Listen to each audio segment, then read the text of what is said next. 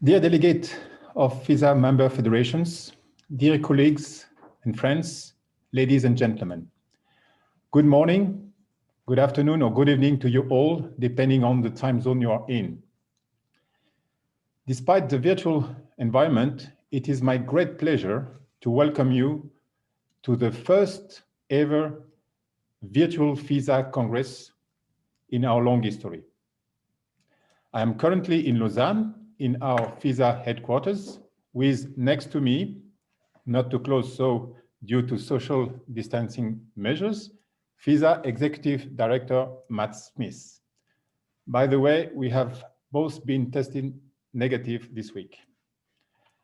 I would like to welcome warmly our honorary president, Dennis Oswald, connecting from home, and the whole council, also connected from their respective locations. Welcome to all our guests and to you who are following us on a YouTube live stream video. It's certainly with a mixed feeling that I open this Congress. On the one hand, it's a great pleasure to speak with you, to be connected with you, dear delegates of member federations. We are making history by holding the first ever Congress by video conference. On the other hand, the fact that we cannot meet in person reflects an unprecedented situation, an unwanted situation that we are all facing. While we can appreciate the great possibilities that technology offers to us nowadays, I hope it will remain an exception and not become the rule for the future. Or at least that we can choose when and how to have virtual meeting and to take the most of such a tool. Meeting in person and seeing each other face to face remains, of course, preferable.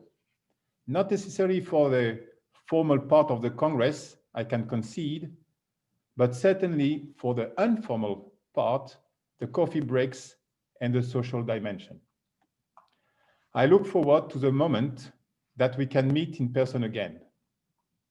But for now, we must adapt and continue to move ahead with determination and despite these very particular circumstances. I'm happy to officially declare the 2020 FISA Congress open. First and foremost, I hope that you, your families, and your loved one are in good health. In particular, my thoughts are with all those who have been impacted directly by this pandemic or who are still feeling or experiencing the effects today. 2020 was supposed to be a fantastic year for sport and especially for our sport, rowing, culminating with the Olympic and Paralympic regattas in Tokyo. Sadly, the reality is totally different. This unprecedented crisis has had already terrible consequences, and it continues. Firstly, terrible consequences on people's health and the human dimension, but also more broadly across all areas of society and in particular the economy. We are not at the end of this bad period, unfortunately, and we will certainly be facing challenges for quite a while. I will come back later on this subject. So we are here all connected remotely for this Congress. By the way, I hope that you have found the agenda papers on the FISA sections on our website.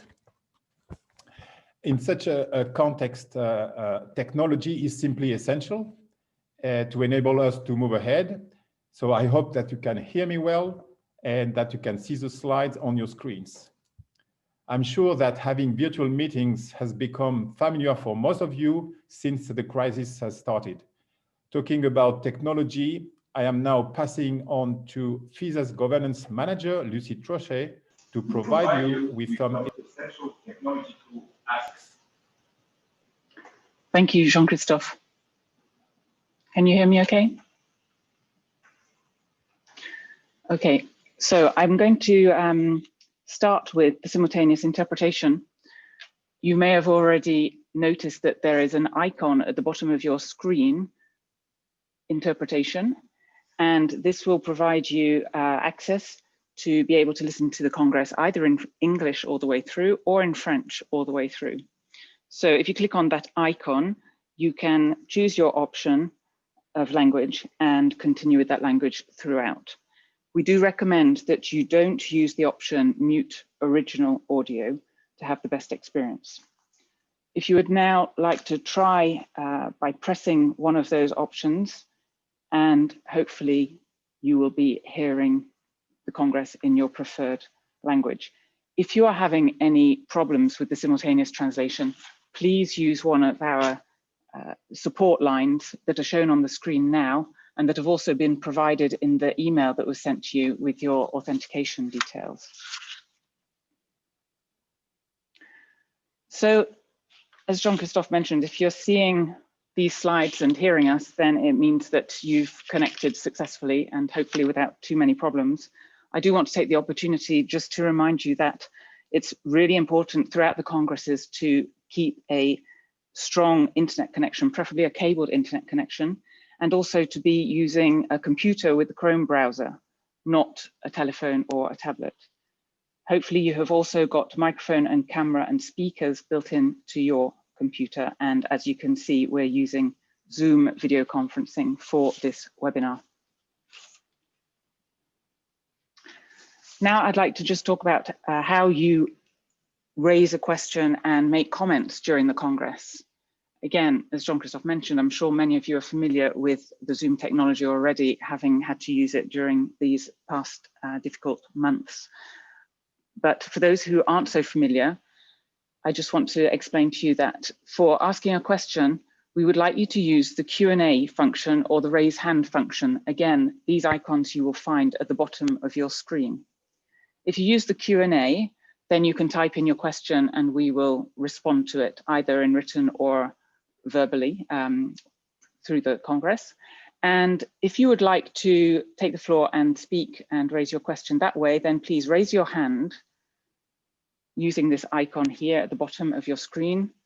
And then we will change your status from attendee to panelist to then be able to switch your video on. It's important to note that when you do press the raise hand button, there will be a slight pause of 5 to 10 seconds, a slight interruption. This is normal, please don't panic.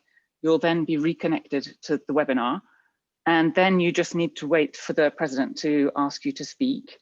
And you can unmute yourself and then put your video on.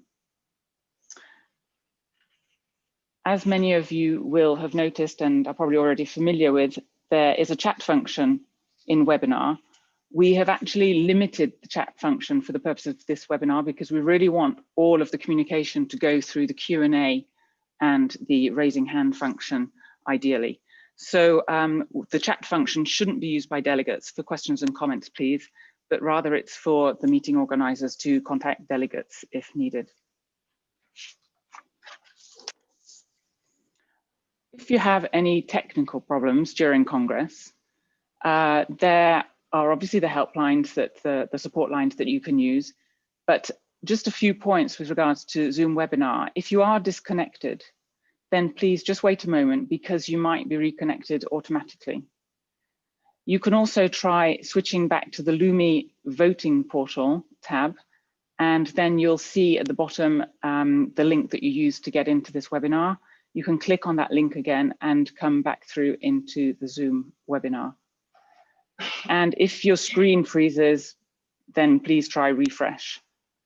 As I say, if there are any other technical issues that you're experiencing during the Congress, please use these support lines to provide help and to get solutions to your problems. So we'll now move on to the voting process. And I will now pass back to Matt, who will start to take you through the voting process and how that will work. Thank you, Lucy.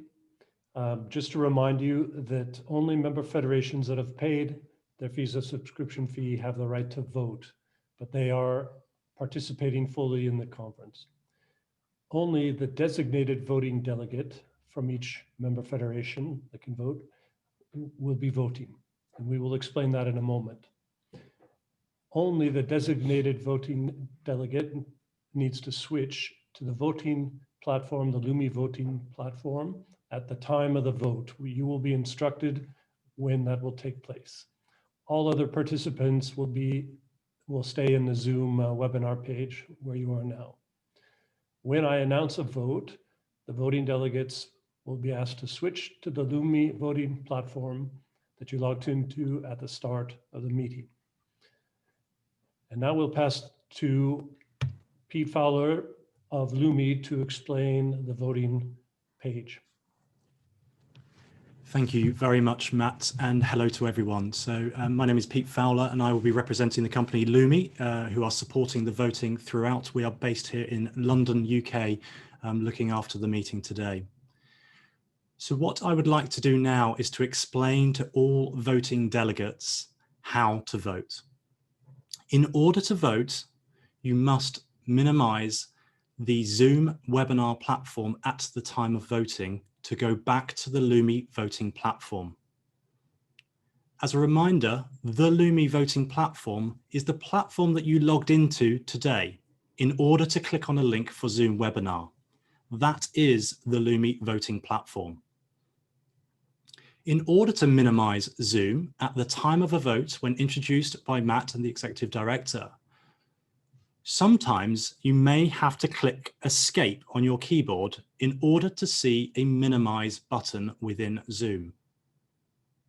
It is important that you minimize Zoom. No voting happens within Zoom. It all happens within the Lumi voting platform. So again, simply minimize Zoom webinar to return back to that Lumi voting platform. The Lumi voting platform will currently, its current state is showing the logo and some text regarding the voting platform. But when a vote is announced, the vote will automatically be pushed to your screen. It will show the motion text, and the possible voting options will appear on your screen. You simply select your desired choice from that list. Your desired choice will be highlighted in blue, and just above the voting options, you will see a vote received message to confirm that your vote has been cast. There is no submit button. It is simply select your desired choice. You are free to change your mind whilst the poll remains open by simply selecting another choice if required. Again, the vote received message will confirm how you have voted. When the poll closes, you will no longer be able to change your mind. The poll will close and will then return back to that logo page of the voting portal platform.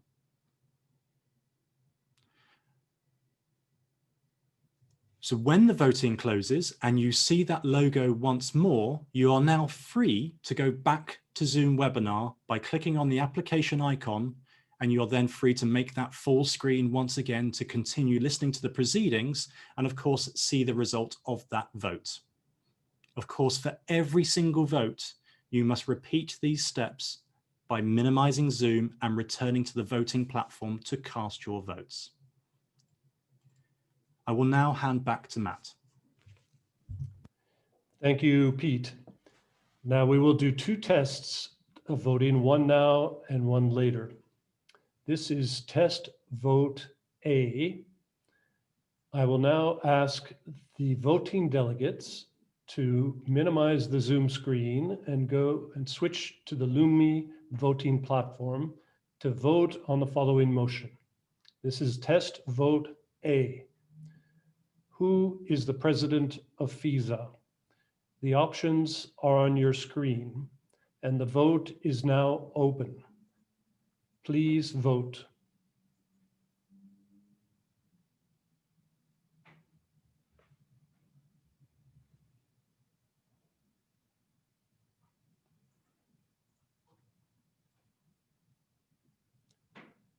This is not an election for president. This is a test vote. In 10 seconds, the vote will close.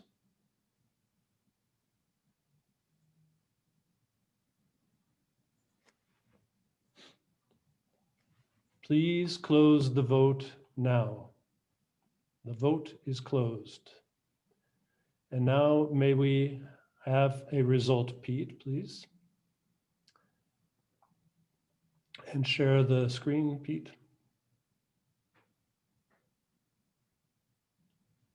So test vote A, the results are Donald J. Trump, 3 votes. Boris Johnson, 3 votes. Jean-Christophe Roland, 83, abstain 0. Jean-Christophe, you may continue. Thank you, Pete. We will return now to our screen. And again, remind you of the technical support. If you had any problems voting, going between the screens, please contact us at these numbers. Thank you for your attention. Now we return to Jean-Christophe Roland. Thank you very much, and happy to see that you are considering me as president and for the result. Okay, so everything has been tested, and from our side, and actually more than once. Let's hope that we can avoid any technical issues. It seems to be working well so far. As it has been presented to you, we have a simultaneous interpretation in French and English, the 2 official FISA languages. I welcome our interpreters, Marie-Odile and Rudolph, and let's make a test and see if it works as planned and tested. I'm going to switch into French.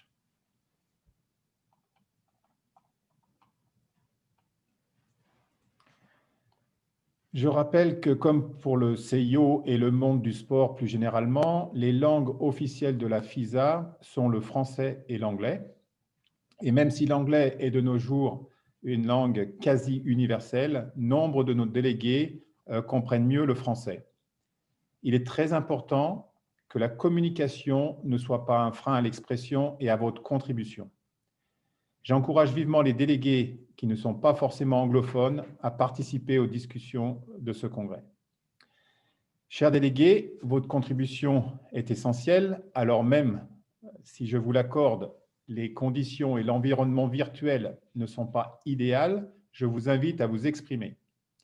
En même temps, conscient du temps limité que nous avons, je vous demanderai d'être le plus concis possible dans vos interventions. J'espère que ce test est concluant et je vais maintenant repasser en anglais.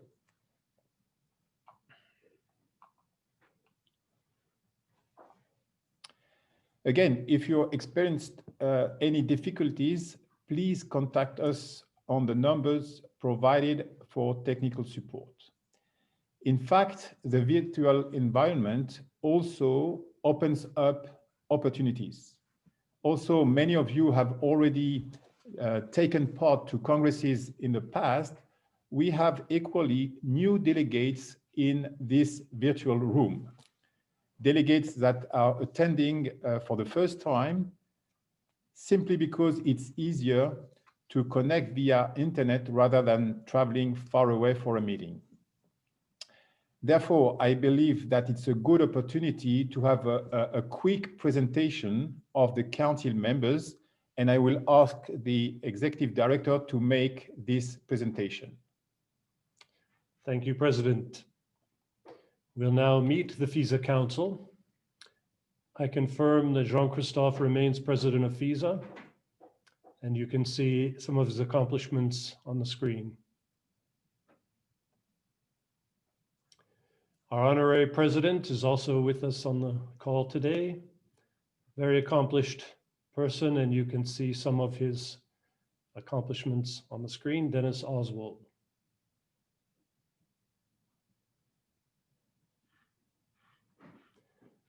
Our vice president is Tricia Smith from Canada, It's 3 a.m. in the morning, and she is on the call with us. Hello, Tricia.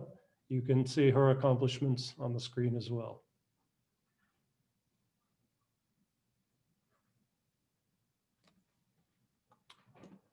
Our treasurer from the Netherlands is Gerrit-Jan Egenkamp. You can see his accomplishments on the screen.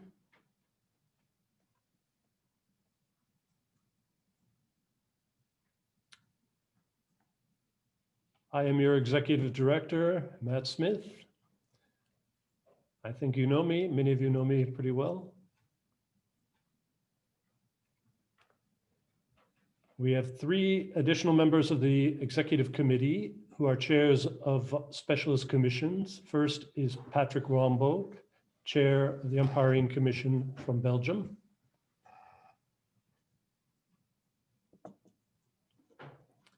Next is Rosie McLaughlin, chair of the Competitive Rowing Commission from Great Britain.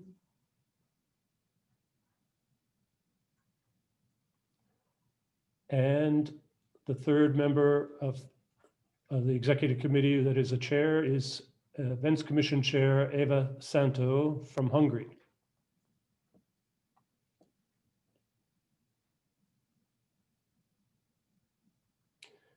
Continuing to meet the chairs of the specialist commissions, Frida Svensson is the chair of our Athletes Commission from Sweden. Very nice photo when she became world champion in Carapiro in 2010. Equipment and Technology Commission Chair is Paul Fuchs of the United States. Also an accomplished sailor. Chair of the Event Promotion Commission, Pat Lambert from Belgium.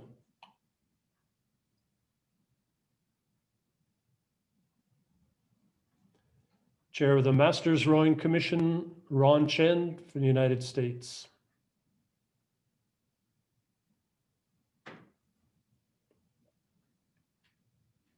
I don't know what Naini is, Ron, but I look forward to finding out about that.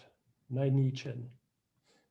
Next is the Para-Rowing Commission, Fei Ho from Hong Kong, China.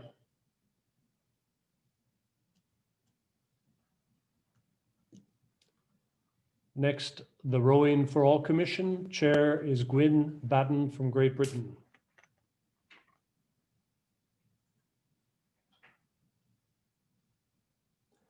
Sports Medicine Commission chair, Dr. Jürgen Steinacker from Germany.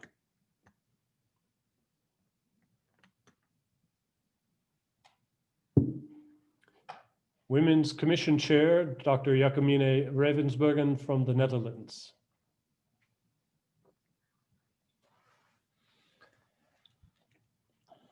Youth Rowing Commission Chair, Algirdis Razlanas from Lithuania. Now we move to our continental representatives. From Africa, for Africa is Mehdi Garidi from Algeria. From the Americas, Victoria Aguirre Gomez Corta from Argentina. She is also a member of the Events Commission.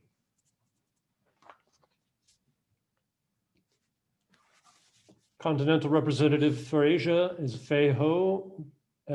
You will recall that she was appointed this position in Linz, after Linz, and we'll have an election today to replace her as Para-Rowing Commission Chair. For Europe, we have Richard Stadniuk of Poland.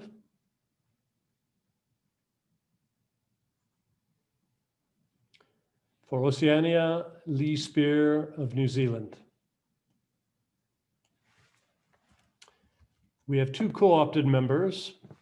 First is Masakuni Hosobuchi, we call him Buchi, from Japan. And the second co-opted member is Dr. Lenka Dienstbach of Germany. Thank you very much. Back to you, Jean-Christophe. Thank you, and please allow me to take this opportunity to express my sincere gratitude and thanks to the council members for their dedication to the sport. It's really great and very much appreciated to work with what I can genuinely call a team. Now, without transition, since we met in Linz last year, sadly, rowing friends have passed away. And dear delegates, may I ask you to join me to respect a minute of silence in the memory of all our rowing friends.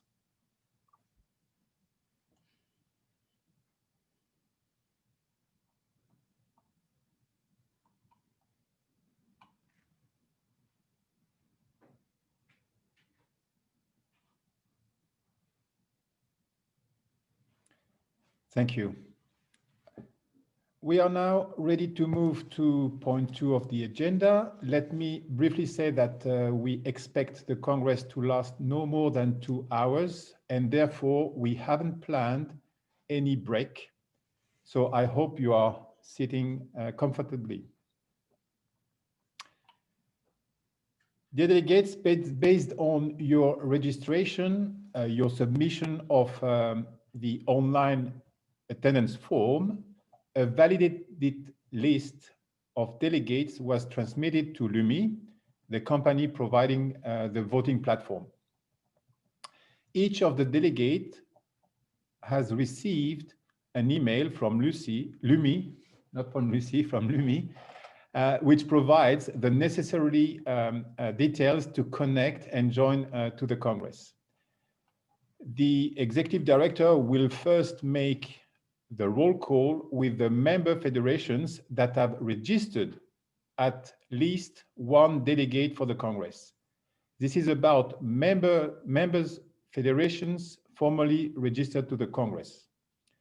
In terms of the actual member federations and delegates connected now, LUMI has real-time access to who is connected to the system and will provide us with the exact number of member federation and delegates participating in the Congress, and this on each Congress day. It will be the same for tomorrow and Sunday.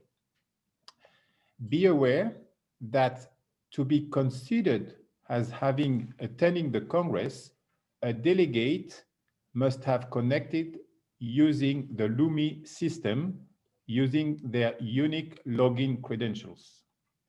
If you are attending with others as a group, only the delegate associated with the credentials used for the connection will be listed as participant. Allow me also to highlight a few additional points. It goes without saying, but I remind the Congress that obviously only 1 delegate per member federation is entitled with the voting rights. You may be up to 3 registered delegates to represent your federation, but only 1 will have access to vote on the LUMI voting platform to exercise the voting rights of your federation. Member federations have different voting rights at the Congress. It was presented also by the executive director. According to our statutes, Article 36, it can be a 3-vote right or a 1-vote right. Referring to the bylaw to Article 15 related to depth, the delegates of a member federation having subscriptions in arrears forfeit its voting rights. We have therefore member federations participating in this Congress, but with no voting rights. Only the identified delegates with voting rights have access to vote on the LUMI voting platform. And finally, be also aware that the voting will continue even if your connection fails or for whatever reason. I can now ask the executive director to proceed and present the member federation registered to this Congress. Thank you, Jean-Christophe. We'll have a roll call, but without a call. We are just announcing the member federations that have registered to attend this Congress. Algeria, Angola, Argentina, Australia, Austria, Azerbaijan, Bahamas, Belgium, Belarus, Brazil, Bahrain, Bulgaria, Canada, Chile, People's Republic of China, Ivory Coast, Côte d'Ivoire, Cameroon, Cape Verde, Croatia, Cyprus, Czech Republic, Denmark, Djibouti, Dominica, Ecuador, Egypt, Spain, Estonia, Finland, Great Britain, Germany, Greece, Guatemala, Guinea, Haiti, Hong Kong, China, Hungary, Indonesia, India, Ireland, Iraq, Israel, Italy, Japan, Kenya, Republic of Korea, Saudi Arabia, Kuwait, Libya, Luxembourg, Madagascar, Morocco, Malawi, Republic of Moldova,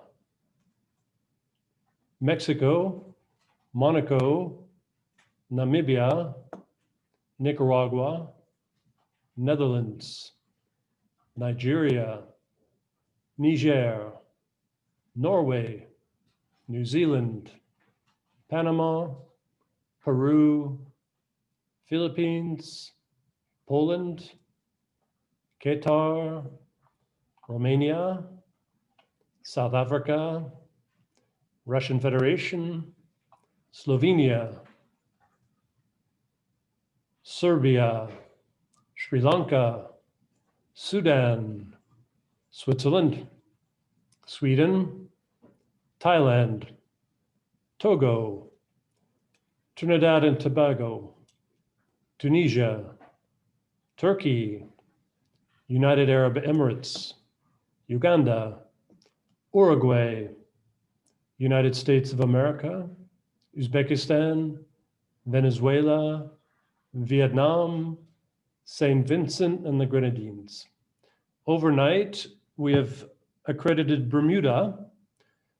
So we have 91 member federations that have registered to attend the Congresses. Those with voting rights at this time of registration is 69.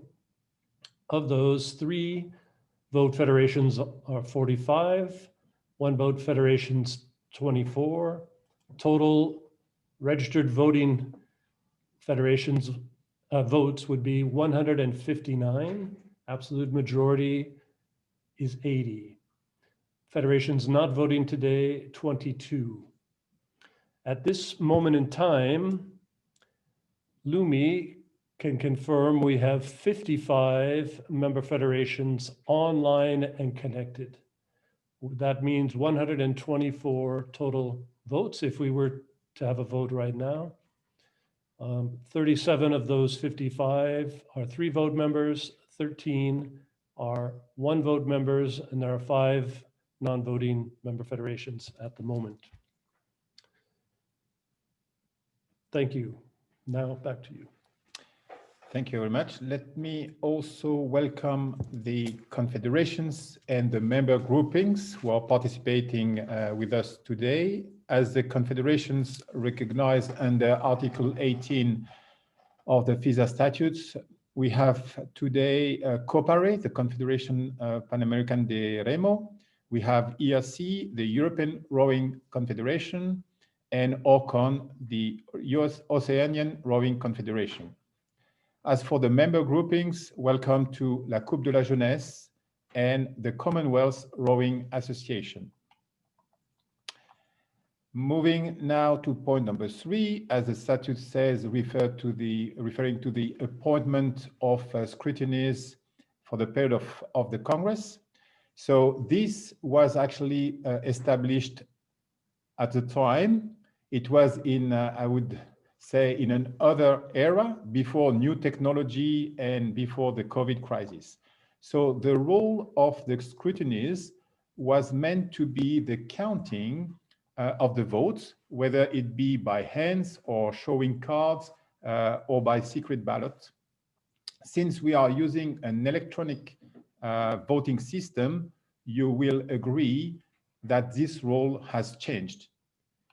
Last year in Linz, we have already experienced the electronic voting, and the scrutineers were asked to check the official results when printed out before submitting them to me.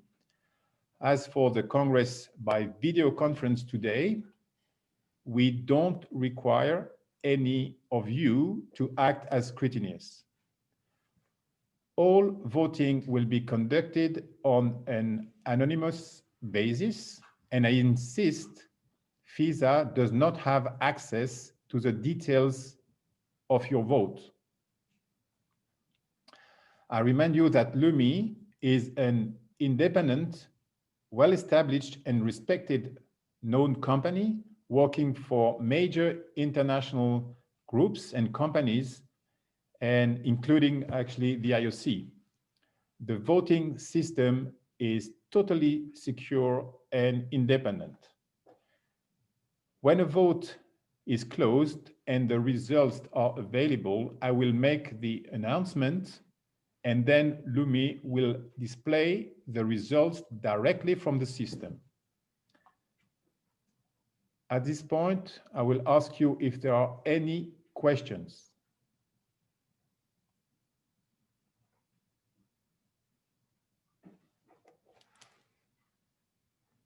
Do we have any questions? It seems not to be the case, so I suggest that we move to the next point on the agenda. Point number 4, approval of the minutes of the last Congress. So dear delegates, you have been provided with the minutes of the 2019 Ordinary Congress and were asked to send your remarks. We have not received any, but this is still your chance to raise any questions or remark, or should you have a specific point to mention. I will wait for a moment to see if this is the case.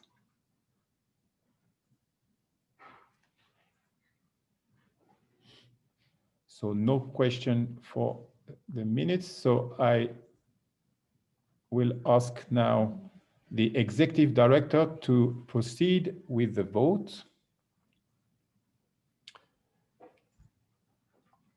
The vote will be on the approval of the 2019 Congress minutes.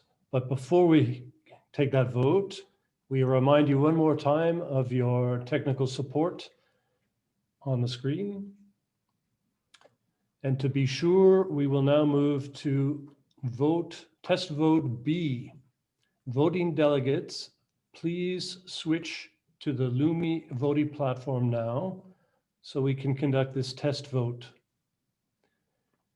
The question for voting is Lausanne location of the FISA headquarters? The vote is open.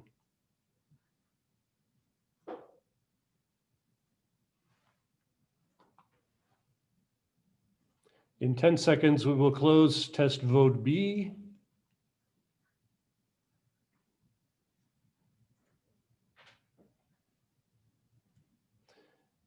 I now close test vote B.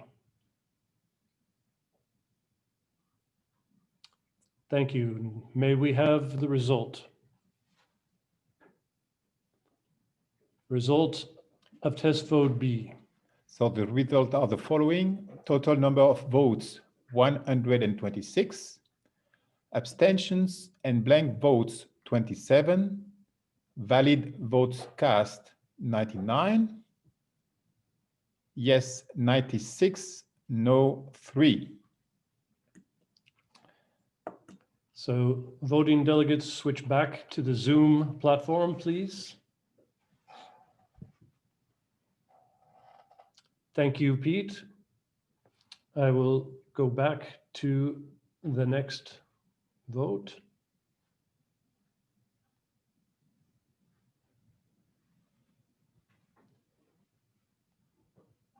So we will now vote on approval of the minutes of the 2019 FISA Ordinary Congress. Will the voting delegates please now switch to the Lumi voting platform to vote on the following motion?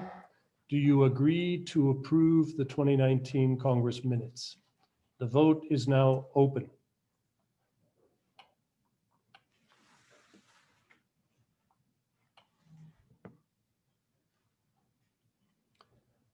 In 10 seconds, we will close this vote.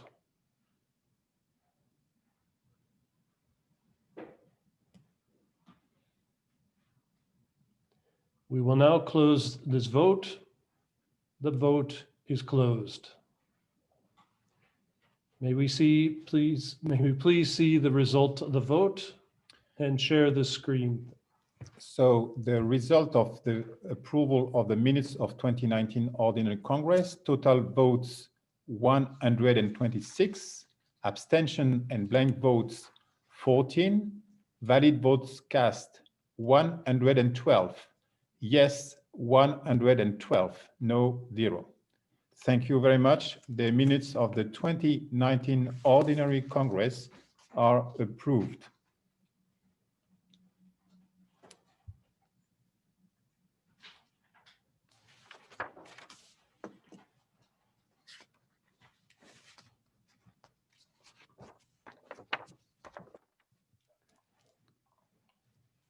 Point number 5, President's report and report from the Executive Committee members. So let me just clarify that except my report that I have slightly amended before the agenda papers were published, all reports referring to 2019 were written before we entered the health crisis, and therefore you will understand that the 2020 focus activities have been significantly impacted. So agenda point 5, the President's reports and report from the Executive Committee member. As we have excellent interpreters, allow me to switch to French.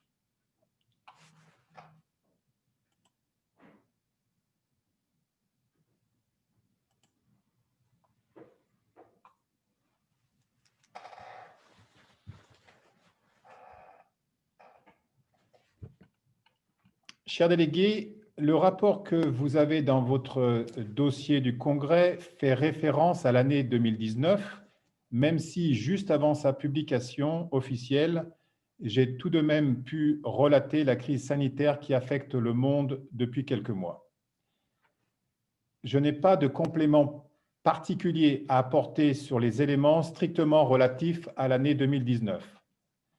Mais je souhaite néanmoins vous apporter un éclairage plus récent et actualisé sur quelques-uns des points abordés.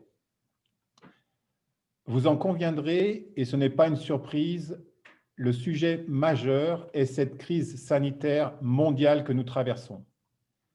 S'il y a eu dans l'histoire de l'humanité de telles crises, celle-ci est bien plus exceptionnelle et on peut même dire sans précédent de par son étendue, son ampleur, son évolution et ses conséquences dans une société complètement mondialisée d'aujourd'hui.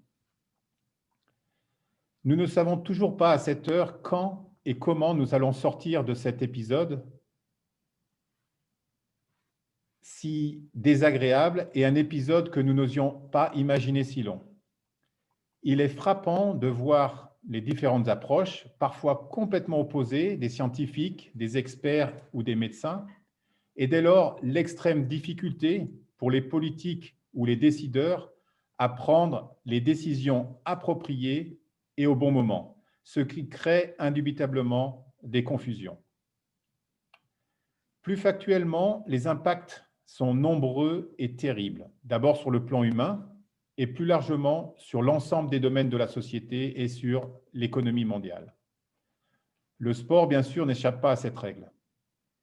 Et il va sans dire que nous aurons, après cette gestion d'urgence, à gérer une période post-crise, nul doute très, très délicate et pour l'heure plus qu'incertaine. Alors, quelles sont les conséquences pour la FISA et l'aviron? Conséquences à court, moyen et plus long terme. Permettez-moi de répondre sous 3 aspects fondamentaux de notre organisation. L'aspect sportif, l'impact financier et enfin sur notre stratégie olympique. Sur le plan sportif d'abord, 2020 était attendu comme une formidable année pour le monde du sport et pour l'aviron en particulier. Le bilan est terrible. Pour faire court, annulation pure et simple de la saison et de nos compétitions mondiales. Report des Jeux olympiques et paralympiques de Tokyo. C'est tout simplement du jamais vu. Avant tout, je voudrais exprimer toute ma compassion avec nos athlètes et tous les rameurs qui ont subi cette situation. Rapide parenthèse, sans revenir trop en détail sur le déroulé de la chronologie de la crise, je voudrais simplement témoigner ici ma reconnaissance et saluer mes collègues membres du comité exécutif, du conseil, sans oublier le personnel de la FISA, pour leur implication active dans la gestion de cette crise. Un membre du comité exécutif nous faisait remarquer ce mercredi, avant-hier, qu'il s'agissait de notre 50e conférence téléphonique. Alors, certes, pas de célébration, ce n'est pas l'objet, pas d'exploit, ni de performance, mais juste l'illustration d'un engagement entier et la satisfaction de pouvoir compter sur une équipe disponible, soudée et responsable. Il est toujours plus facile de commenter après coup, mais chaque prise de décision se fait avec les éléments et les informations dont on dispose à l'instant T, par une analyse de risque et par une appréciation des conséquences potentielles. Nous savions combien l'incertitude sur la tenue des compétitions et notamment les qualifications pour les Jeux était une pression difficile pour les athlètes et les équipes. Entre dissiper les incertitudes par des décisions radicales ou maintenir un espoir juste raisonnablement possible, nous avons toujours privilégié le bon sens et la gestion mesurée du risque dans l'intérêt des athlètes et de notre sport. Si l'annulation de nos compétitions mondiales s'est alors imposée, nous avons en même temps laissé la marge de manœuvre sur le plan continental, les restrictions de déplacement intercontinentaux étant en effet plus sévères et la flexibilité un tout petit peu plus souple ramenée à l'échelle de chaque continent. Encore que, pas toujours. L'incertitude aura pesé jusqu'au bout, mais les 3 championnats européens auront finalement pu se dérouler. D'abord les moins de 23 ans à Duisbourg, puis les juniors à Belgrade, en Serbie, et enfin le week-end dernier pour les seniors à Poznań, en Pologne. D'abord, je voudrais dire l'immense plaisir de voir l'enthousiasme de nos athlètes, la volonté des équipes, malgré les conditions très strictes supplémentaires et afférentes à la situation de la pandémie. Ces 3 compétitions ont chacune été un très grand succès sportif. Je tiens à remercier les comités d'organisation, les autorités gouvernementales et locales pour leur engagement, leur attitude constructive et positive malgré le contexte. C'est un vrai challenge que d'autoriser et de mettre en place les mesures appropriées avec une crise telle que nous la connaissons. Cela a été possible, je le mentionnais, par la mise en place d'un protocole très strict et des mesures de prévention contraignantes. Les équipes de la commission de médecine du sport ont beaucoup travaillé pour développer avec le CIO et à partir des recommandations de l'Organisation mondiale de la santé, des lignes directrices pour l'organisation des compétitions malgré la pandémie, en réduisant autant que faire se peut à un niveau raisonnable les risques de contamination. Je tiens ici à remercier grandement pour ce travail énorme et difficile et sans lequel l'organisation, encore une fois, de ces compétitions aurait tout simplement été impossible. Je parle d'un niveau raisonnable car bien évidemment, le risque zéro n'existe pas, que ce soit pour le Covid ou pour tout autre risque d'ailleurs. Si nous sommes incapables d'accepter la notion de risque, alors c'est là la fin de toute organisation d'événements. Je rajouterai même que celui ou celle qui ne peut ou ne veut accepter toute notion de risque doit prendre la responsabilité de ne pas participer. Ces compétitions ont permis d'enrichir notre protocole et si malheureusement la pandémie devait se poursuivre en 2021, nous serions à même de pouvoir organiser des compétitions. Bien évidemment, et vous l'aurez compris, la problématique majeure sera la possibilité de voyager. Immédiatement après les annulations de 2020, les équipes ont travaillé sur la saison 2021. Exercice tout sauf facile, mais qui a abouti à un calendrier 2021 que vous connaissez, qui est très conséquent.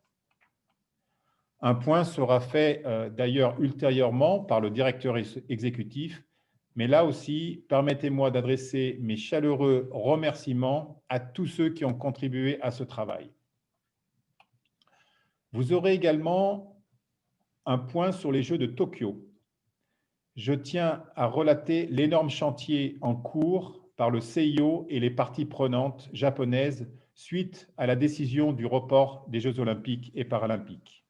Imaginez-vous tous les contrats à revoir, les contrats des sites de compétition, le village olympique, les appartements avaient bien entendu été vendus, les chambres d'hôtel et j'en passe.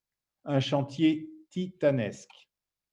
Et on ne peut qu'être reconnaissant envers le CIO et nos amis japonais de maintenir les JO et les Jeux paralympiques malgré un environnement très difficile.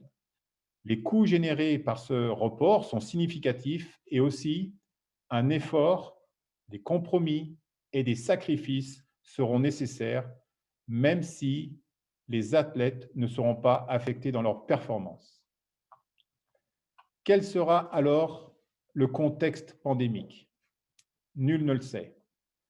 Le CIO se veut raisonnablement, mais résolument optimiste. Différents scénarios sont à l'étude. Vaccin ou pas vaccin, là n'est pas la question. Reste pour nous, bien évidemment, aussi la problématique des qualifications, mais je laisserai au directeur exécutif aborder ce point ultérieurement. Le second aspect que je voulais traiter est l'impact économique. Nul ne peut contester les terribles conséquences économiques de cette crise.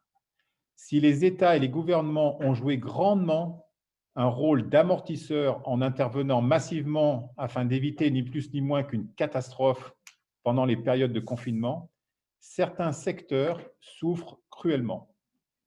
Le sport est affecté, le sport sera affecté. Et dans quelle mesure à long terme, c'est encore très difficile à dire, les modèles étant forcément variés entre les sports. Pour ce qui concerne la FISA, notre approche a été des plus prudentes. Vous allez voir dans l'intervention du trésorier les propositions de budget pour le court terme. Et je laisserai donc à Geritiane la tâche de vous détailler les principes retenus. Je crois pouvoir dire que nous avons toujours eu une gestion, disons plutôt prudente, de nos finances. Je salue ici la décision du comité exécutif en son temps, il y a quelques années de cela sous l'autorité du président Denis Oswald, de créer et maintenir une réserve qui s'avère du coup en cette période difficile, bien utile pour poursuivre nos activités. Notre approche plutôt conservative de ne considérer dans les budgets que les ressources garanties s'avère également appropriée. Les incertitudes qui pèsent aujourd'hui sur l'avenir nous amènent à être encore plus vigilants et plus prudent et à adopter une position encore plus contraignante. Même si nous avons pu bénéficier des mesures d'aide gouvernementale, d'un prêt du CIO anticipant les revenus olympiques, nous passons dans un mode limité aux dépenses essentielles, au moins dans un premier temps, jusqu'à la tenue des Jeux olympiques et le versement des revenus olympiques, qui, malgré tous les signes favorables que nous avons, ne sont pas garantis à 100% à cette heure. Et notre trésorier est sur ce point intraitable, et ce, à juste titre. Mais tout cela vous sera présenté ultérieurement. Autre conséquence, notre stratégie olympique. Nous avons poursuivi notre approche que vous connaissez tous bien, puisque nous l'avons partagée avec vous depuis le début et avons eu l'occasion d'échanger sur le sujet à maintes reprises. Je rappelle brièvement la lettre du directeur général du CIO datée du 9 juin 2017 qui nous annonçait à la fois la décision par la commission exécutive du programme d'aviron de Tokyo, tel que proposé et voté par la FISA, mais en même temps, déjà insistait sur la poursuite de la discussion à avoir pour le programme des Jeux suivants et avec la problématique des poids légers. Je ne reviendrai pas sur le fond, que je peux simplement résumer en fait par le titre que j'ai employé pour cette stratégie dans mes différents rapports et points d'étape, d'une attitude défensive vers une approche proactive ambitieuse.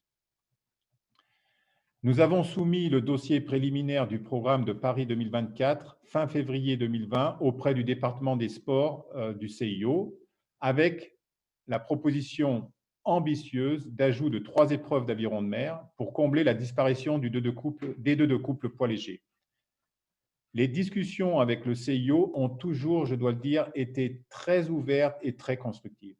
Nous avons pu présenter la discipline, partager notre argumentaire et le tout avec une approche plus globale autour des enjeux de l'agenda 2020 notamment. Je crois pouvoir dire que les réactions ont été très positive sur la dimension sportive, sur l'intérêt de cette discipline qui fait sens à plus d'un titre.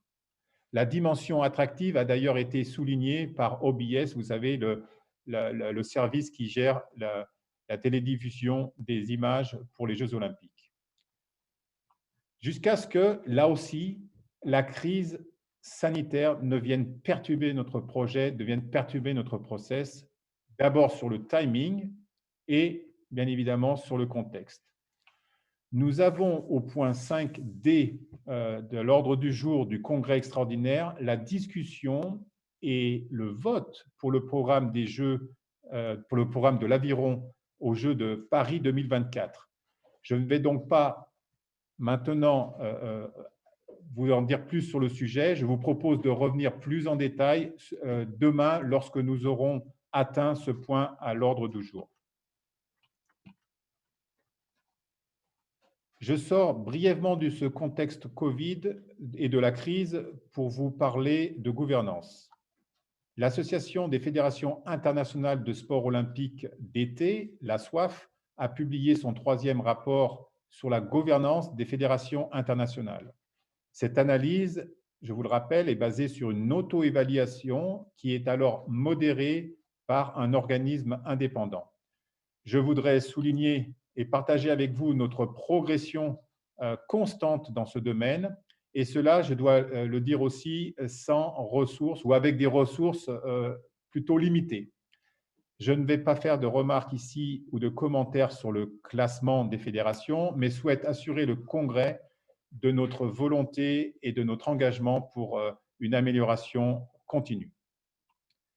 L'outil d'évaluation ne pondère pas les critères, et même si, de mon point de vue, tous les aspects audités n'ont pas le même impact sur la bonne gouvernance. Un exemple, et je pense que vous pouvez collectivement en être fiers, la FISA est la fédération avec la plus grande représentativité féminine dans les instances de gouvernance, comité exécutif et conseil, et ce, sans quota artificiel. Je n'en dirai pas plus, nous avons publié l'intégralité de ce rapport et qui reste accessible sur notre site Internet. Chers délégués, j'arrive à la fin de ce complément de rapport. Je conclurai rapidement et simplement en disant que nous traversons collectivement une période de forte turbulence. Cette crise est terrible et nous affecte tous. Elle a eu d'ores et déjà des conséquences importantes et aura encore sur le long terme des impacts significatifs que nous ne pouvons encore totalement évaluer, les incertitudes étant trop grandes. Pour autant, malgré tout, et c'est mon message, il nous faut poursuivre, il nous faut nous battre, il nous faut continuer à avancer en nous adaptant à cet environnement, et cela pour notre sport, pour les athlètes d'aujourd'hui et les athlètes de demain. Je terminerai donc en étant optimiste. Le réalisme et la prudence n'interdisent pas l'optimisme, et en tant que dirigeant, notre rôle à tous est bien sûr de gérer les crises lorsqu'elles surviennent, mais c'est aussi important de voir plus loin et d'anticiper l'après-crise. So for those listening, we've had two technical issues.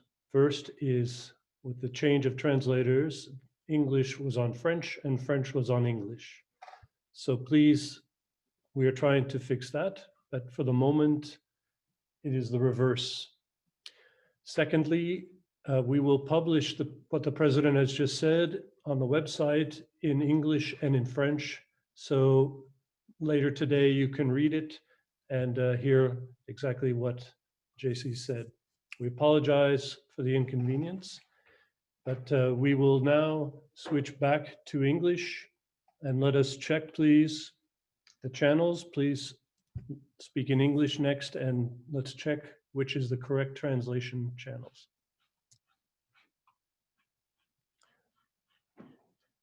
So now we can come back into English. I would like to thank you, and I will open the floor for any questions. If you have any question, please do so. So I'm informed that English is on the English channel now and French is on the French channel, so we can continue Congress properly.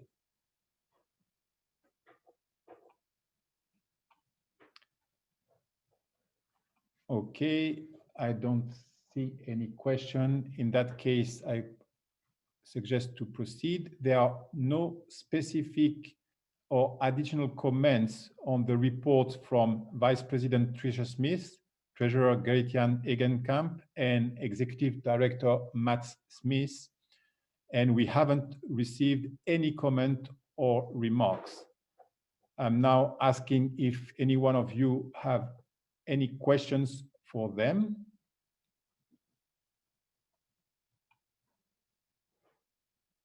Meanwhile, let me just say that unless you will think differently, I suggest that for efficiency, we proceed with one vote for the approval of the four reports of the president, the vice president, the treasurer, and the executive director. So, does anyone want to have a formal vote for each? If it's the case, please express yourself. If not, we will proceed with one vote only. Any questions? No questions. So I ask the executive director to proceed with the voting for the approval of these reports. Now, may I ask the voting delegates to switch to the Lumi voting platform to vote on the following motion. Do you agree to approve the above mentioned reports? Voting is now open.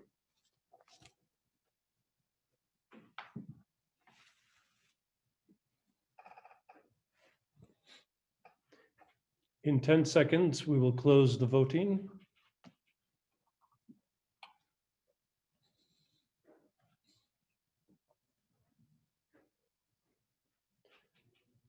We'll now close the voting, please. And may we have the result? The total number of votes are 136. abstention and blank votes 14, valid vote cast 122. The results are yes 122, no 0. For the record, we have included now Uruguay and Greece to be voting members. So with this vote, they have participated as voting members. Thank you. So the reports of the President, the Vice President, the Treasurer, and the Executive Director are approved. And we can now move to point number 6 on the agenda, the reports of the chairs of the specialist commissions. Again, because of this virtual environment and equally for efficiency, I'm not going to enumerate the commissions one by one like we usually do. So none of the chairs of the commissions have any additional comment or remark to make. I will now open the floor to any question or comments on the reports of the specialist commission. Please raise your hand if you want to make a comment or if you have a question to one of our commission's chairs. They are ready and would be happy to answer.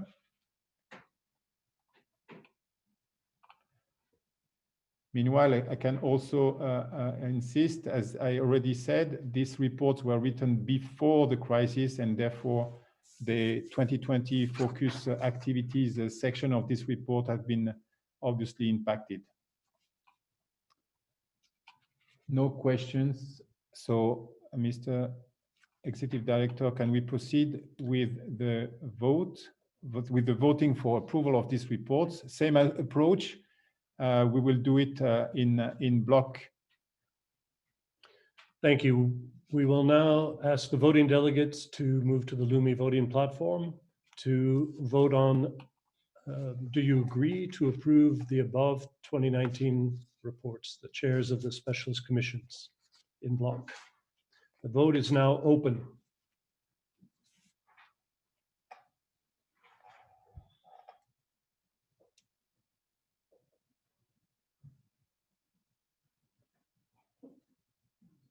In 10 seconds, we will close the vote.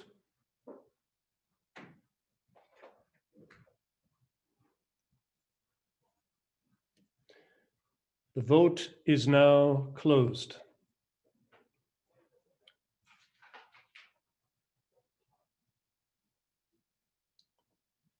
You may now switch back to the Zoom platform and we have a result.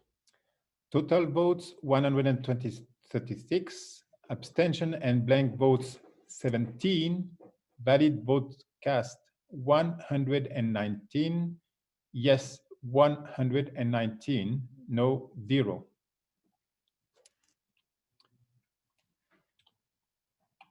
So the reports, to save time in the future, approved. Pete, we can put the results screen right away after the vote. Thank you.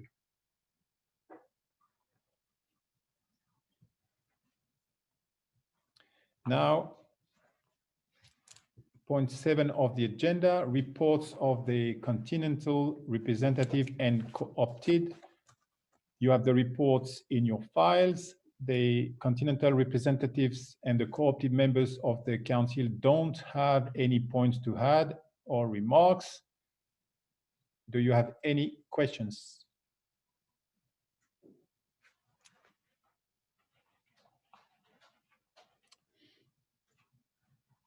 It's not the case, so I ask the Executive Director to proceed with the vote. Okay, we will now again ask the voting delegates to switch to the Lumi voting platform to vote. Question is, do you agree to approve the 2019 Continental representatives and co-opted council members reports? The vote is now open.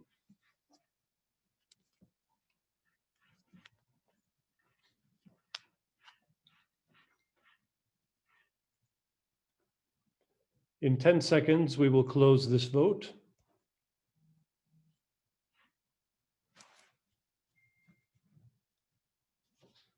The vote is now closed. May we have the result, and you may share it on the screen.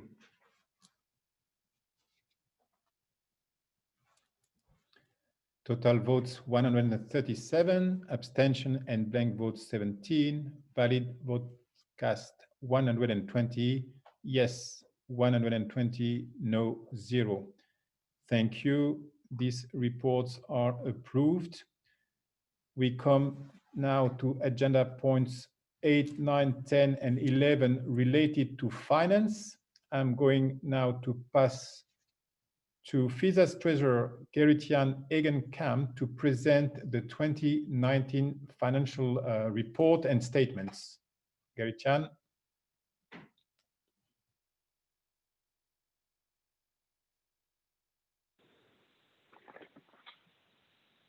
Can you hear me? Yes.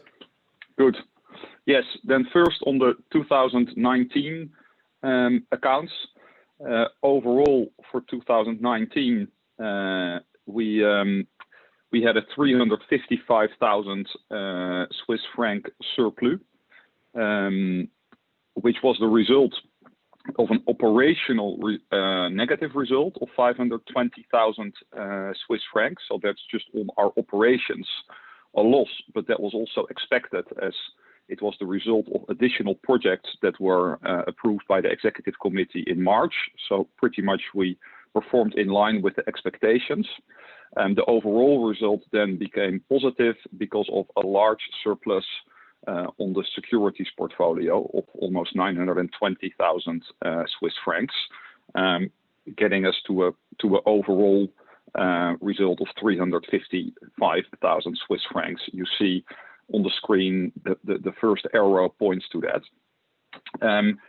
Maybe some more detail on how we got there. On the left of your page, you see the budget and the actual for 2019. So first 17 and 18 actuals, and then the overall income and expenditures. You will note that those are substantially higher than budgeted. So instead of the 5.9 million Swiss franc budgeted income, we realized almost 8 million. That is the result of the fact that FISA takes on a lot of costs for other parties, such as organizing committees, and then charges them on. We do not include them in the budget, but they do go through FISA's profit and loss account. So both on the income side and on the expenditure side, and as a result, both amounts are higher. But what counts is then the overall operational result that we get to, which was 520,000 Swiss francs negative, but then with the portfolio became 350,000 francs positive, resulting in overall reserves at the end of 2019 of almost 9 million Swiss francs. I think if you go to the next page, Matt, the auditor also has reviewed all our accounts. One thing I'd like to highlight here is that we could do actually quite a limited audit based on the size of FISA. We are below 10 million revenue, but we already for a long time have chosen to do a full audit, like any large commercial Swiss company needs to do, so that also for the outside world we can testify that our accounts are fully and transparently audited. And the auditor also this year did not find any differences or items, and have approved and stated that that comply with Swiss law.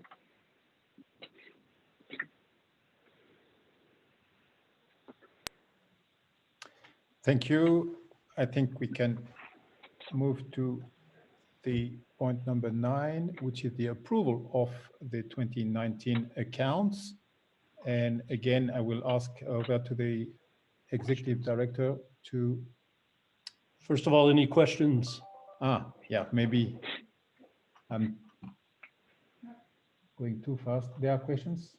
No. No questions. Thank you. Now we will ask the voting delegates to switch again to the Lumi voting platform. And the question before you is, do you approve the 2019 financial accounts of FISA? The vote is now open.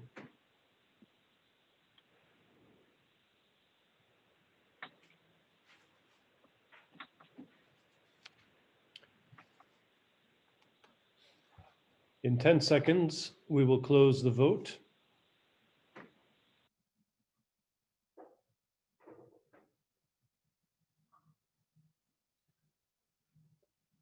The vote is now closed. May we have the result, please?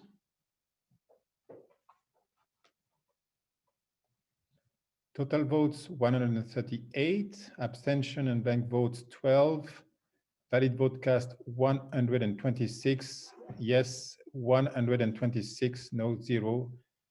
Thank you very much. And now I suggest we move to point number 10.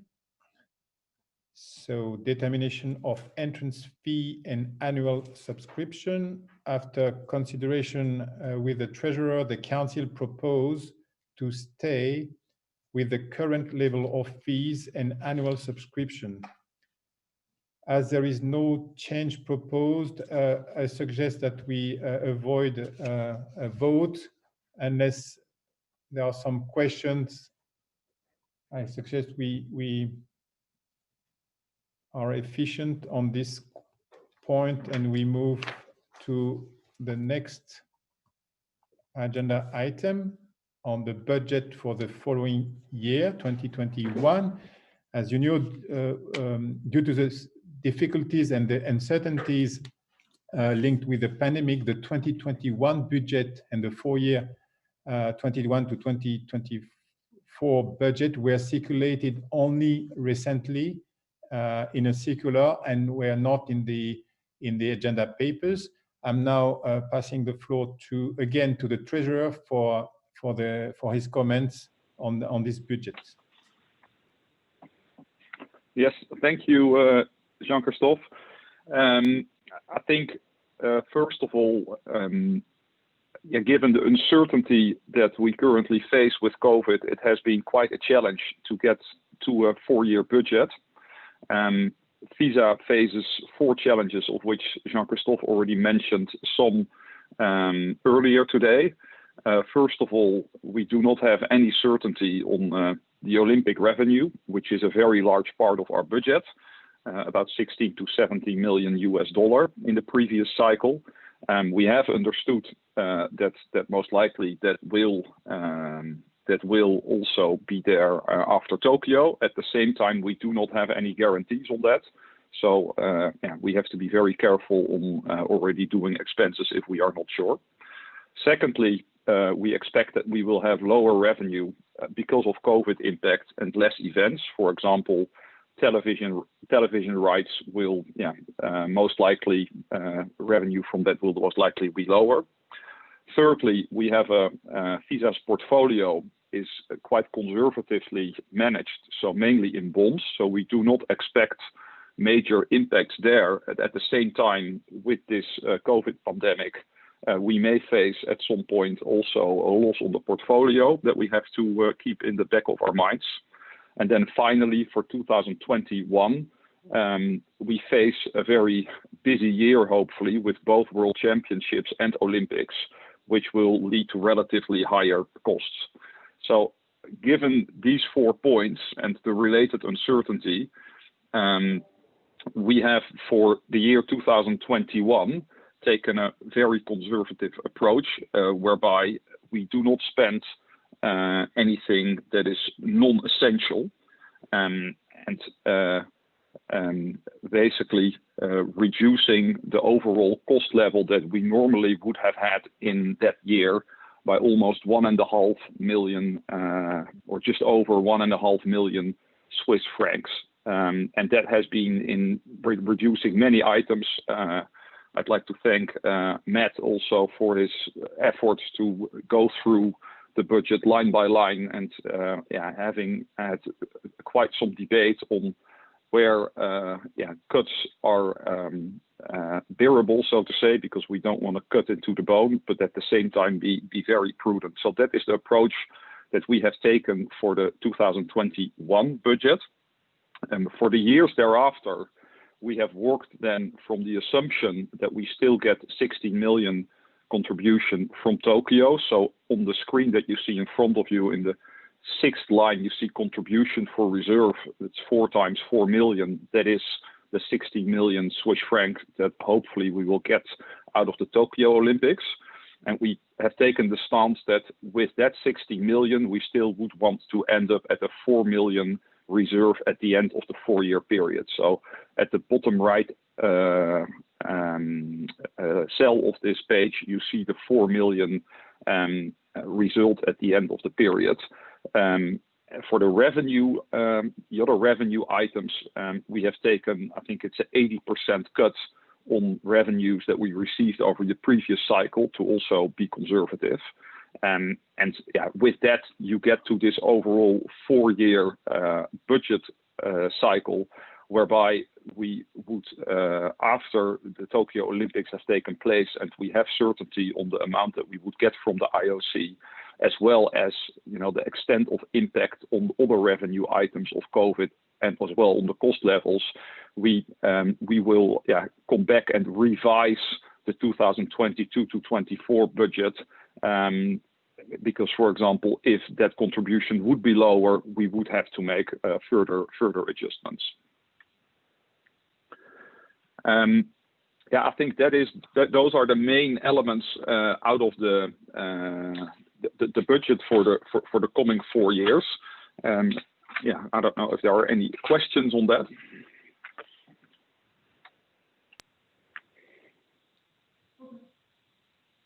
No questions. No questions, so we can proceed with the approval of the budget for 2021. And over to you, Executive Director. Thank you, President. Voting delegates, you may now switch to the Lumi page, and we will be voting on approval of the budget for 2021. The vote is now open.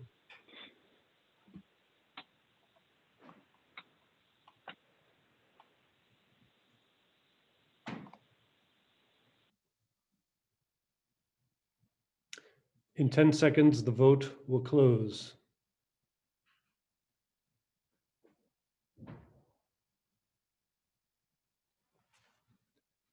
The vote is now closed, please. May we see a result? And you may share. So total votes 138, abstention and blank votes 23, valid votes cast 115, yes 115, no 0. Thank you very much. The budget is approved. Budget for 2021 is approved. Moving now to point 12. We have reports to be presented, and I'm passing on to the Executive Director to conduct this item. So we have in the circular given you links to a PowerPoint video presented by Natalie Phillips, our sport manager in Tokyo from Lausanne, and asked that you review that before this meeting. So for the sake of time and in virtual environment, we will just move to any general questions or comments. This is what the video PowerPoint presentation looks like. The link again is in the circular or on the Congress webpage. I would like, however, to point out what a fantastic hardworking team we have in Tokyo, and I want to thank them publicly for their endurance and for continuing for an additional year, unexpected, to help make this possible. They've also been working in difficult conditions from home, not being able to go into the office, which has added to the complications. I'd also like to thank our council member, our co-opted council member, Bucci, for his fantastic support of the team in Tokyo and his constant communication to us about as we traveled through the difficult times. I can tell you there are a million questions about how everything is going to roll out next year. So we've decided to make a live Zoom seminar during the time of the coaches conference, which will be at the end of November, beginning of December, so that we can give you all information.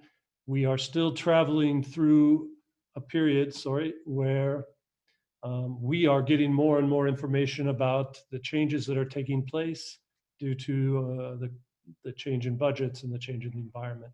But I'll stop for a minute and ask if anyone has a general question, but please ask you to respect the time. If it's a detailed question, to contact us directly.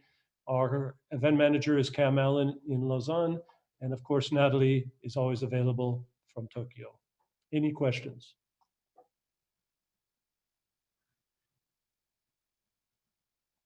No questions. So thank you very much. You can find the video link on the Congress section of the webpage, and have a look at what's the latest status. The other regatta that we'll highlight on this virtual Congress is the Shanghai 2021 World Championships. And we will first start by showing you a clip.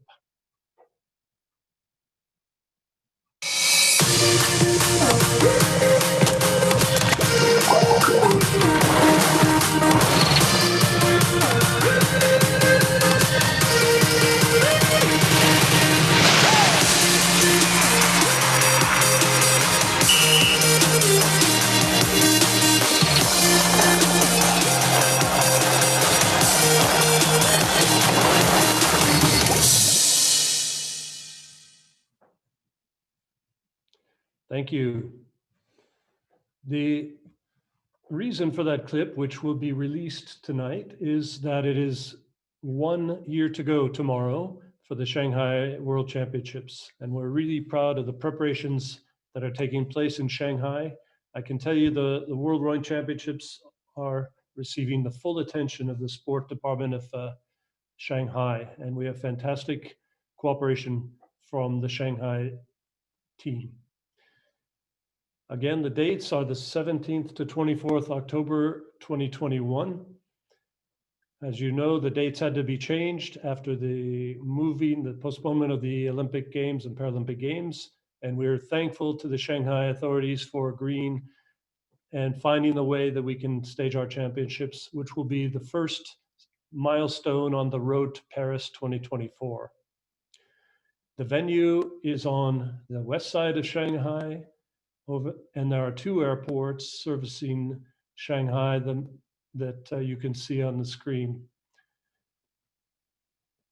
The venue has been renovated at great expense. It's a fantastic venue. If you haven't been there, the Shanghai Water Sports Center, featuring 2 actual courses. One is the warm-up course and one, of course, the competition course. So we're really looking forward to it. It's getting their full attention. We have posted a PowerPoint from the circular on the website, so you can review it. The bulletin will be posted this weekend. And we will also have a live Zoom seminar for more detailed questions, technical sport questions, at the time of the coaches conference. Our event manager for this event is Matt Evans in Lausanne, and we have a great team in Shanghai working with the organizing committee. I'll stop for a moment to see if there are any questions about Shanghai.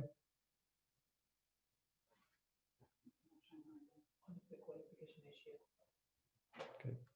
So I will come to further points about 2021 in a moment, but we're looking forward to the Shanghai World Rowing Championships. Now I will continue into the 2021 season. First of all, the qualification regattas for the Tokyo Olympic and Paralympic Games. We have completed the African regatta in October 2019. We have a number of events still to stage due to the pandemic and the postponement of the games. As of today, we can confirm the European Olympic and Paralympic qualification regatta in Varese in April, the final Paralympic qualification regatta in Gavirate in May, beginning of May, and the final Olympic qualification in Lucerne. We cannot today yet confirm the Americas and the Asian and Oceanian qualification regattas. We are on a daily conference call with all stakeholders related to these two regattas, but you can imagine that certainty in this uncertain time is not there in the continents we're talking. So I'm really sorry. Today we cannot give you more information about those two events. But we hope to have more information as we get through the pandemic over the next few months.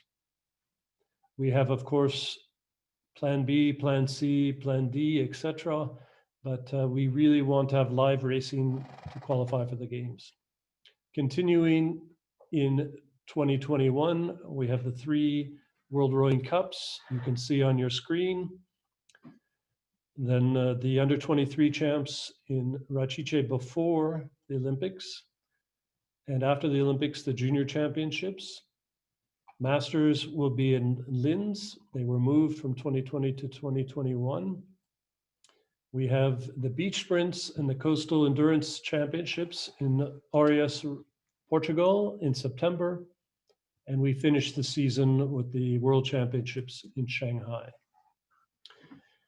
Now, we all know it was a difficult period in 2020 related to all of the cancellations and postponements. And I'm sharing with you on the screen a draft of our proposed approach to possible cancellation or changes of events in 2021. We will be finalizing this and publishing this soon. We're still consulting with some stakeholders. The general rule of thumb is for an event with intercontinental participation that 3 months to go is the deadline. For continental events, we're suggesting 2 months to go as a deadline for a continental event, which is less complex and less complicated for intercontinental travel. So this will be shared as soon as we have finalized it with all the stakeholders, but just so you know, have a general idea of how this will look for 2021 given the COVID pandemic. I'll stop there and see if there are any questions about 2021. Yeah, I think we have a question from Indonesia, but I think you have responded already during your presentation. Yes, Budiman, we cannot unfortunately give you the location and date of the Asian qualification yet. We're hoping it will be in April, but we don't know where exactly yet. Any other questions about 2021? No questions. President, back to you. Thank you. Moving to point. Sorry, excuse me. We want to make sure you know that we are staging the World Rowing Indoor Championships virtually. There will be a press release today at 4 p.m. with more information. We have a system of qualification through individual participation, individual pieces, and through continental qualification. And in many events, there will be guaranteed places for each continent in the finals. The finals will take place over 4 days during a 5-day period, 6-day period. Between the 23rd and 27th of February, we will have a live streamed production on Saturday, the 27th of February, of a number of finals, key finals. So more details coming soon. We have great cooperation. We're thankful to our presenting sponsor, Concept 2, for the help with staging this event. That completes the review of 2021. Thank you. We are now on point 13, place and date of the next Congress, hoping that we will be back to a normal context in 2021, we propose that the 2021 FISA Ordinary Congress takes place on Monday, 25th of October, 2021 in Shanghai, China, which is actually the day immediately after the closing of the 2021 World Rowing Championships. Can I ask you if there is any other proposal?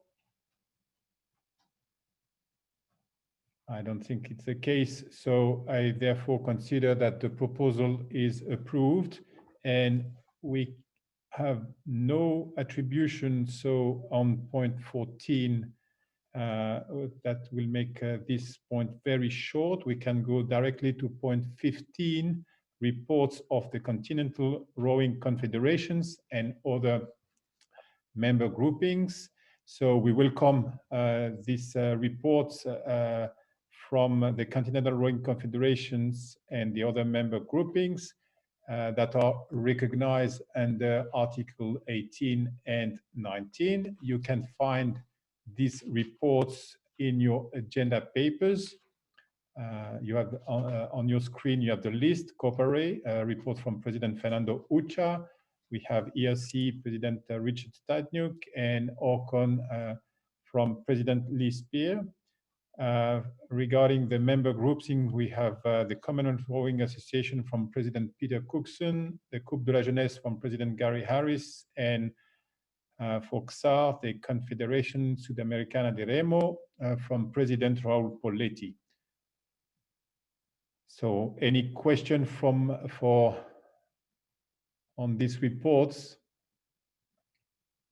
No, so we don't have to approve this report, so we can move to point number 16, reports on application for affiliation and voting consequence thereon. There is no request for FISA memberships this year, so we will continue with a total of 156, if my number is right, affiliated member federations. We point number 17, there is no request for a reconsideration or confirmation of decisions that were received by the due date. So moving now to point 18, Council and Executive Committee election in accordance with the Article 40 and 50. As it was announced, we have one election this year. Normally, this is not the case for the Olympic year. And let me remind you, therefore, the background and the reasons why we have this election. Last year at the Congress in Linz, we announced that for professional reasons, our continental representative for Asia, Louis Adje, was stepping down at the end of the year. So we then launched the selection process to replace him, and at its meeting in Budapest in January, the council appointed Fei Ho to assume this role. Fei Ho is the current chair of the Para-Rowing Commission. So we agreed that she would carry out both positions until the next Congress, and that we would then proceed with the election of a new chair. So the official announcement for application was made, and we have received two excellent candidatures. Both are long-serving members of the Para-Rowing Commission and highly respected for their knowledge and leadership in para-rowing. We are again lucky to have such qualified candidates for FISA's council. You have the CVs and the motivation letters in the agenda papers.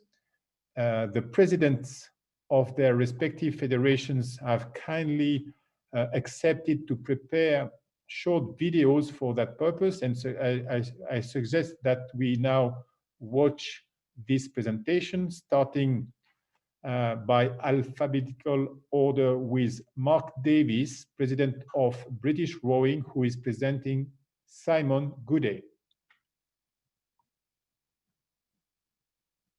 pleasure to present Simon Goody to Congress for the role of Chair of the Para-Rowing Commission. My first attempt at making a video in his support outlined his full credentials for the role, and it went on for more than twice as long as I'm allowed. I'm going to have to give you a shortened version because he's been just too involved since he became a member of the Commission in 2006 for me to list it all.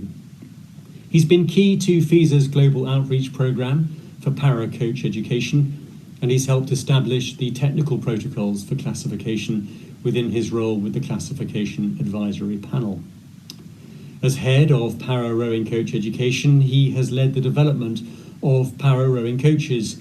He's been an advisor to the FISA coaching programme. He's led the development of Level 1 coaching resources, and he's mentored coach educators. Even during COVID, he's doing virtual workshops for the Asian Paralympic Committee and the Tunisian Rowing Federation in the coming weeks. Add to that the fact that he has, since its creation, been one of 4 members of the Classification Advisory Panel, working with the International Paralympic Committee, the International Blind Sports Federation, National Rowing Federations, and FISA. He's been responsible for the appointment of classifiers and of the chief classifier for all FISA para-rowing competitions. He's conducted classifier training workshops and certification, which includes having responsibility for the preparation, maintenance, and updating of educational materials to be used by FISA during classification workshops. If I had more time, I could list many more things that show that he has the technical knowledge and the personal relationships to allow him to do this role really well. I hope that it's clear, even from the summary. What I'd like to add on top of all that is that Simon has passion, integrity, and an unwavering commitment to seeing para-rowing thrive across the world. And it's this combination, added to his technical knowledge and his leadership experience, that I believe makes him an outstanding candidate for the role of Chair of the Para-Rowing Commission. I hope that you agree, and I ask that you support Simon and you vote for him for this role. Thank you very much. Thank you, Mark. And now the President of the Italian Federation, Giuseppe Abagnale, is going to present Paola Grizzetti.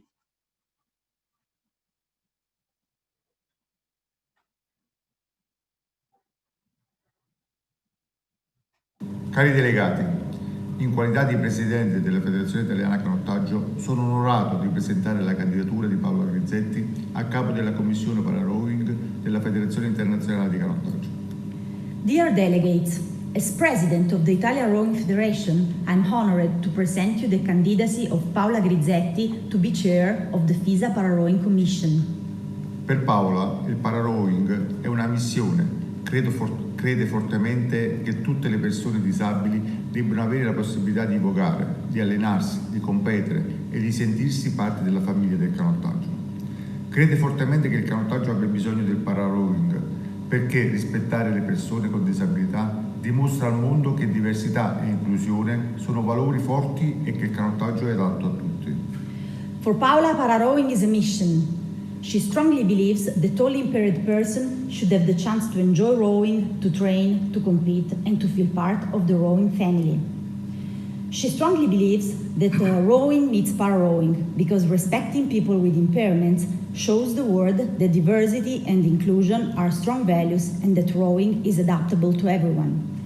Paola è entrata nella commissione para-rowing nel 2005 e da allora il movimento para-rowing è cresciuto in modo significativo ed è diventato sempre più competitivo.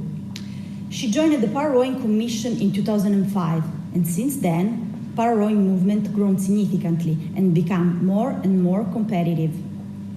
Grazie al suo impegno, in particolare, che nel 2005 si è svolta a Gavirate la prima regata internazionale di para-rowing, una manifestazione cresciuta anno dopo anno fino a raggiungere una media di 25 federazioni nazionali partecipanti da tutto il mondo, diventando un unico punto di riferimento per la comunità para-rowing e uno degli eventi di maggior successo per questa categoria. It is especially thanks to her efforts that in 2005, the first international para-rowing regatta was staged in Gavirate, has grown year by year, and has reached an average of 25 national federations from all over the world, becoming one unique reference point for the para-rowing community and one of the most successful events for this category. Paola ha fornito un contributo significativo alla nascita del training camp del programma di sviluppo para-rowing, un progetto avviato nel 2015 e che ancora oggi va avanti con grande successo. She has made a significant contribution to the para-rowing development training camp as a project started in 2015 and still going ahead with great success. Grazie all'esperienza e alla credibilità acquisita sul campo come capo allenatore para-rowing per diverse federazioni nazionali, come classificatore internazionale e come membro della commissione di para-rowing per 15 anni, credo che nessuno più di lei meriti questa posizione, perché ha una piena comprensione delle esigenze degli atleti para, dei doveri della commissione e una visione sullo sviluppo futuro del para-rowing. Thanks to the experience and credibility gained on the field as a para-rowing head coach for a number of national federations, as international classifier, and as a member of the para-rowing commission for 15 years, I believe that no one more deserves the position, because she has a full understanding of athletes' needs, of the duties of the commission, and the vision about the future development of para-rowing.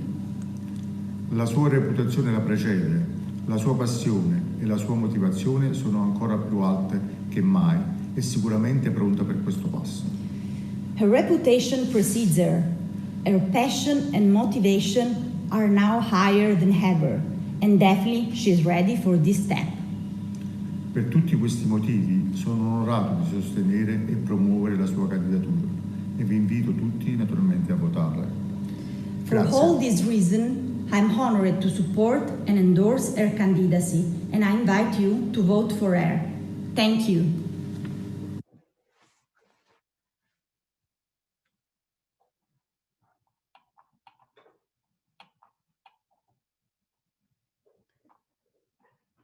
Thank you, Giuseppe. We can now move to the voting, and over to you, Mr. Executive Director, for the voting. Thank you. We may now ask the voting delegates to switch to the Lumi voting platform.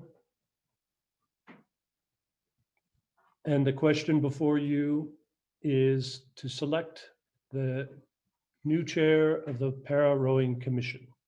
The vote is now open.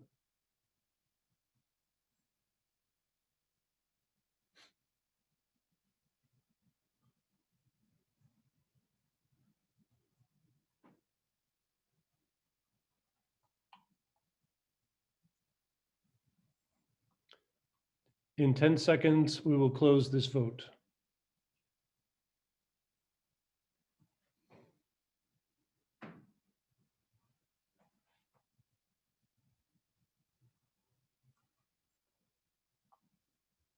The vote is now closed.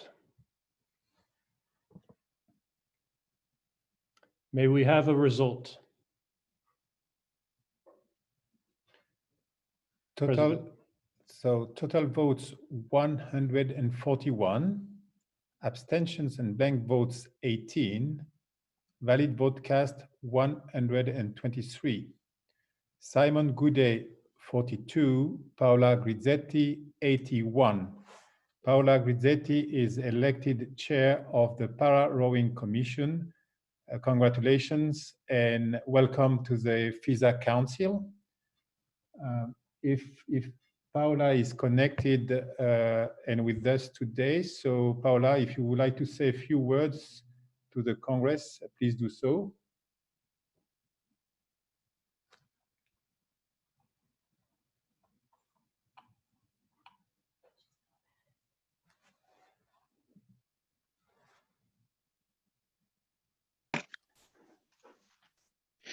Paola?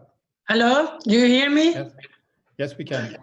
Oh, so I'm really honored to to achieve this position, and I would like to thank all the delegates for the Federation for voting me, for expressing their vote for my election.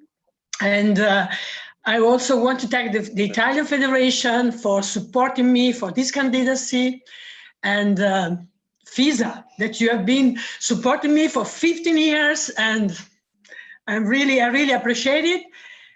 And of course, to Simon, I hope we can continue to work together as we have been doing for 15 years.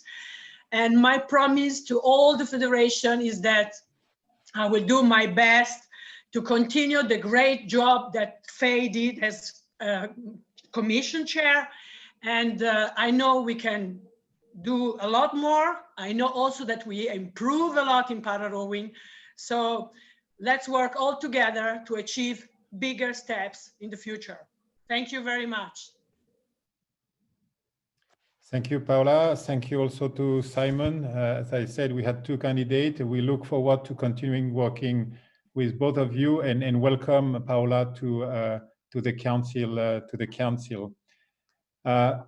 We are now moving to agenda point 19. No proposals have been received, so going to point 20.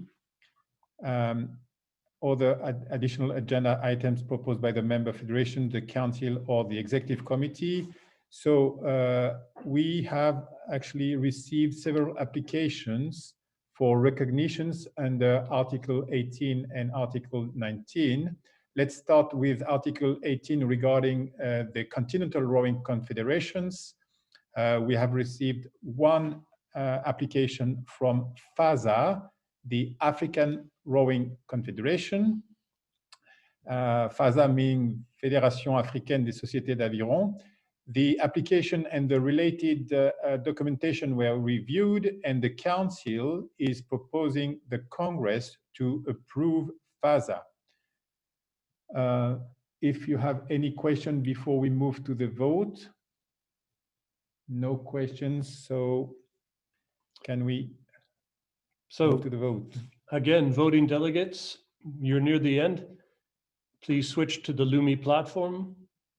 The question before you is, do you approve the application of the African Rowing Confederation to be recognized as the Continental Confederation for Africa under Article 18? The vote is open.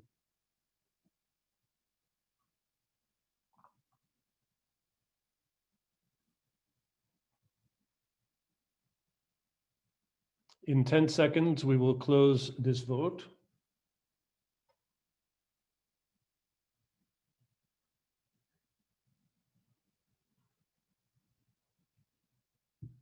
The vote is now closed. Pete, you may share the screen.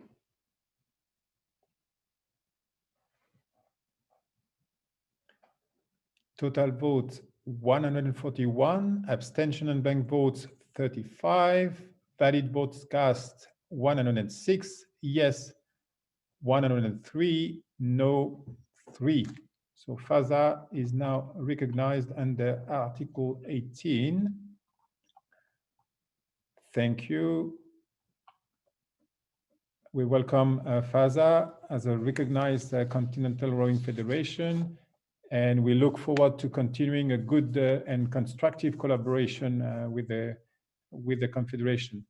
Likewise, we have received 2 submissions as for Article 18 member groupings federations from the Arab Rowing Federation and the Balkan Rowing Association.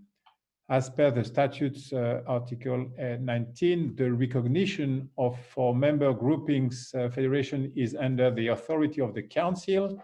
So I'm pleased to announce that the Council, after the review of the applications and the documentation, has approved the recognition. So welcome to the Balkan Rowing Association and to the Arab Rowing Federation, who are joining today La Coupe de la Jeunesse, the Commonwealth, and rowing, and the XAR, the Confederation of South American Rowing, as recognized FISA member groupings.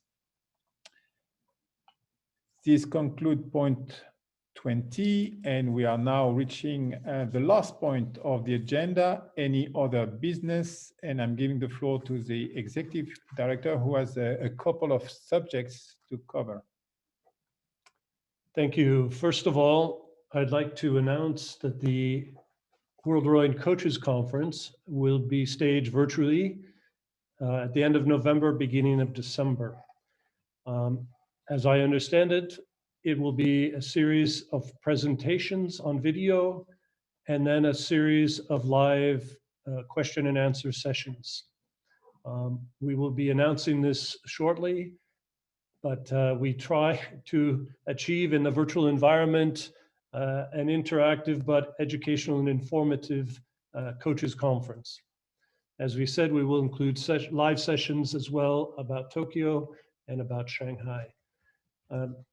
We will get you more information about that shortly. It's nearly pulled together, but we're doing our best in the virtual environment to create as much as close as possible to the coaches conference.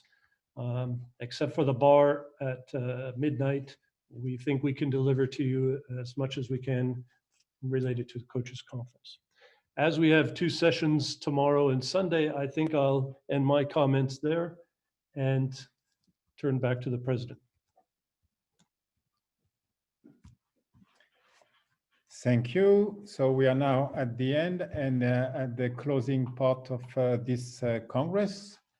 Dear delegates, we have reached the end of the Congress, and I would like to thank you very much for your contribution, and especially for your comprehension as we have run this Congress slightly differently from usual. As I mentioned in my introductory words, the virtual context is far from ideal, but I think that at the end it went well, despite this little problem of inversion of the channels for interpretation that we had at the beginning, which we'll try to fix it for tomorrow. Actually, it's already fixed. We'll translate your report as well and post that. Okay. So I must say that to achieve this has required a huge amount of work and preparation. And in that respect, I would like to thank very much and express my gratitude to the Executive Director, Matt, and to all his team, and in particular to Lucy Trochet and Ludovica Caprino for the excellent preparation of the Congress. Again, it has been a huge amount of work behind the scene to ensure we had a smooth Congress. I would like to thank also our interpreters today. Merci Marie-Odile, merci Rudolph. On vous reverra demain. I remember you that tomorrow tomorrow and Sunday, we have the FISA 2020 Extronic Congress. You are now familiar with this, with the system and the technology. I would not say that this Ordinary Congress was a rehearsal for the Extronic Congress, but I hope that tomorrow it will went as well as it was today. So I look forward to speaking to you again tomorrow. And for now, starting from east to west, good night, good afternoon, or enjoy the rest of the day. I declare the 2020 FISA Ordinary Congress by video conference closed.